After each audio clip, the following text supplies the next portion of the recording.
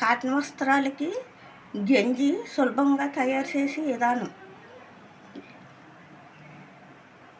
Ration బియ్యం ఒక కప్పుడు 12 గంటలు నానబెట్టుకుని మెత్తగా పేస్ట్ చేసుకోవాలి.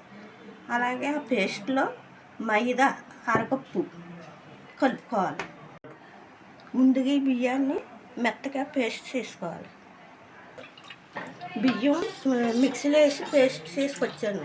ఇలా చేసుకోవాలి.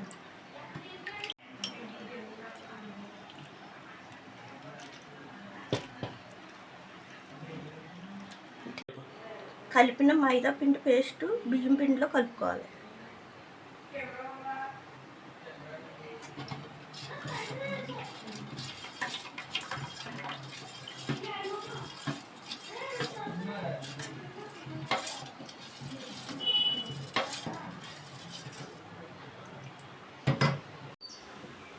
ఒక 4-5 గ్లాసులు నీళ్లు పొయ్యి మీద పెట్టుకుని అది మరిగేటప్పుడు మనం చేసుకున్న పేస్ట్ని దాంట్లో కలుపుకోవాలి. ఇప్పుడు గంజి తయారవుతుంది, సగ్గుబియ్యం గంజిలాగా.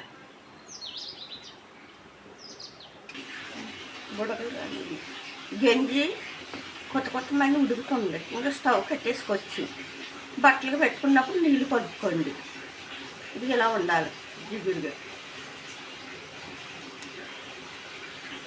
సగ్గుబియ్యం గంజిలాగా ఉంటుంది.